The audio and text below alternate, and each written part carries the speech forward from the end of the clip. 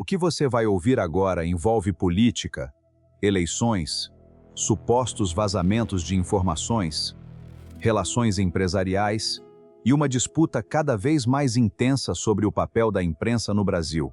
E o ponto mais explosivo é justamente este. Existem acusações circulando de que determinados episódios estariam sendo apresentados de maneira diferente dependendo de quem está envolvido. Mas é preciso separar aquilo que foi divulgado, aquilo que está sob investigação e aquilo que ainda não foi comprovado. Um dos casos citados envolve Roberta Langer, apresentada no material original como uma empresária ligada a uma família tradicional do setor financeiro, e Fábio Luiz Lula da Silva, conhecido publicamente como Lulinha. Segundo o relato, Roberta teria alugado uma residência em Brasília e Fábio Luiz teria frequentado o imóvel em algumas ocasiões. O material também menciona mensagens atribuídas a Roberta, nas quais haveria referências a visitas de Fábio Luiz ao local.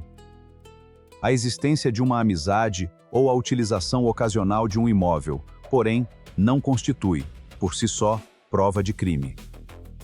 Outro ponto levantado envolve supostas tentativas de aproximação com pessoas ligadas ao governo para discutir negócios relacionados a produtos de cannabis medicinal.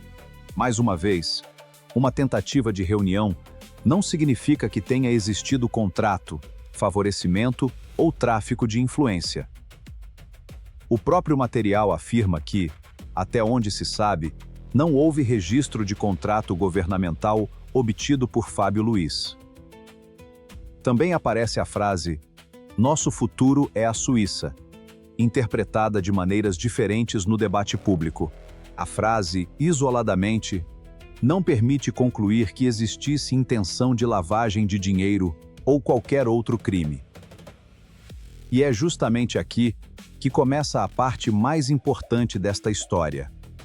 Em ano eleitoral, uma informação pode ganhar enorme repercussão antes mesmo de todos os fatos serem esclarecidos. Se você quer acompanhar essas histórias sem cair em conclusões precipitadas, inscreva-se no Bastidor Brasileiro, deixe o like e comente sua cidade e seu estado. Quero saber de onde você está acompanhando este vídeo, mas a história não para na relação envolvendo Roberta Langer e Fábio Luiz Lula da Silva. O material original também levanta questionamentos sobre vazamentos de informações provenientes de investigações sigilosas e cita diretamente o ministro André Mendonça, o ministro Alexandre de Moraes, a jornalista Malu Gaspar, o jornalista Lauro Jardim e o blogueiro Luiz Pablo, além de outras figuras públicas. Aqui existe uma questão extremamente delicada. Quando uma investigação está sob sigilo, informações podem chegar ao conhecimento público por diferentes caminhos, e determinar quem vazou determinado documento exige prova. Não é correto afirmar automaticamente que um jornalista recebeu informação ilegalmente apenas porque publicou determinado conteúdo. Da mesma maneira, também não é correto presumir que uma autoridade tenha provocado um vazamento sem evidências.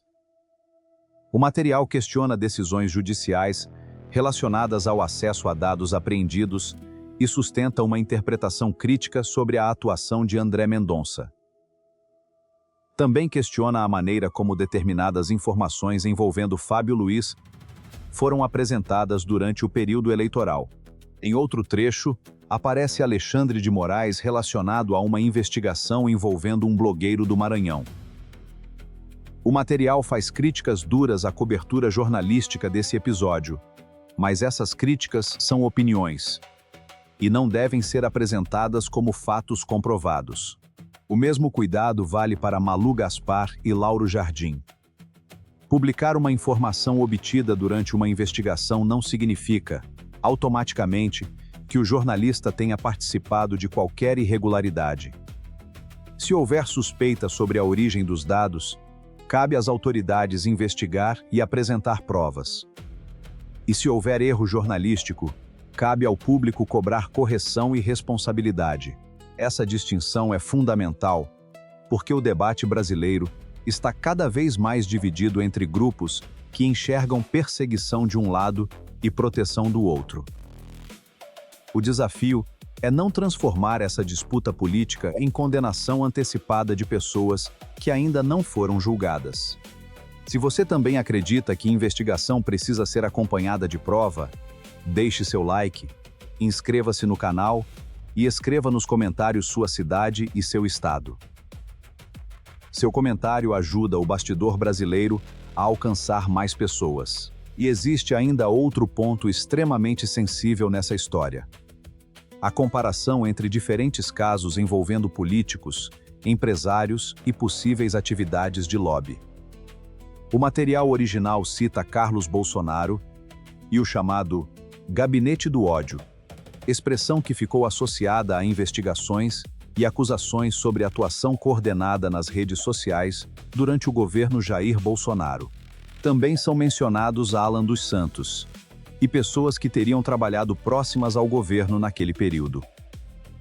Mais uma vez, é importante não transformar acusações investigativas em sentença definitiva. Carlos Bolsonaro, Jair Bolsonaro e os demais nomes citados devem ser analisados de acordo com os fatos comprovados em cada caso. O material também apresenta Eduardo Bolsonaro como exemplo de uma atuação que, segundo a narrativa original, teria envolvido aproximação com uma empresa do setor de armas e interlocução com integrantes do governo. Essa comparação é usada para diferenciar o que seria lobby legítimo daquilo que poderia configurar tráfico de influência ou outra irregularidade. Mas essa conclusão depende de documentos, contratos, pagamentos, decisões oficiais e demais provas. O simples fato de um político conversar com empresários não comprova crime. Por outro lado, se alguém utiliza o cargo ou influência para obter vantagem indevida, isso precisa ser investigado pelas autoridades competentes. É justamente essa diferença que torna o debate tão importante. O material também cita Tarcísio de Freitas e Flávio Bolsonaro dentro de uma disputa política mais ampla, além de mencionar interesses eleitorais de diferentes grupos. Entretanto, divergências políticas, alianças e estratégias eleitorais não devem ser confundidas automaticamente com irregularidades. O Brasil está entrando em uma fase eleitoral, na qual qualquer informação pode ser utilizada para fortalecer ou enfraquecer uma candidatura. Por isso, o público precisa observar não apenas quem está falando, mas também quais documentos existem, quais investigações estão oficialmente abertas e quais conclusões já foram tomadas pela Justiça. A política pode ser intensa, mas informação precisa continuar sendo tratada com responsabilidade. Se você chegou até aqui, deixe o like, inscreva-se no Bastidor Brasileiro e comente sua cidade e seu estado. E diga também qual desses casos você quer que seja acompanhado com mais profundidade nos próximos vídeos. No fim, todos esses episódios levantam uma pergunta maior: como o cidadão consegue distinguir uma denúncia legítima de uma narrativa política criada para provocar impacto? A resposta passa por uma regra simples, mas cada vez mais importante: separar fato comprovado, investigação, acusação, opinião e interpretação. Roberta Langer pode ter relações empresariais e pessoais que despertem curiosidade, mas isso não significa automaticamente que exista crime. Fábio Luiz Lula da Silva pode ter frequentado uma residência de uma amiga ou discutido possibilidades de negócios, mas isso também não comprova favorecimento. André Mendonça pode ser alvo de críticas sobre decisões judiciais, mas críticas não substituem análise jurídica. Alexandre de Moraes pode ser questionado por suas decisões, mas questionamento político não equivale à prova de abuso. Malu Gaspar e Lauro Jardim podem publicar informações controversas, mas isso não significa que tenham cometido crime. Carlos Bolsonaro, Eduardo Bolsonaro, Jair Bolsonaro, Flávio Bolsonaro e Tarcísio de Freitas podem estar envolvidos em disputas políticas diferentes. mas cada acusação precisa ser analisada individualmente. E esse é o ponto que muitas vezes desaparece quando a disputa eleitoral esquenta. A vontade de vencer uma discussão pode fazer as pessoas esquecerem a necessidade de provar aquilo que estão afirmando. No caso envolvendo Fábio Luiz e Roberta, as questões sobre imóveis, reuniões, negócios e mensagens precisam ser avaliadas pelas autoridades responsáveis. Se houver irregularidade, que seja comprovada e responsabilizada dentro da lei. Se não houver, que também fique claro para o público. O mesmo vale para qualquer investigação envolvendo autoridades, jornalistas, empresários ou políticos. O Brasil não precisa de menos fiscalização.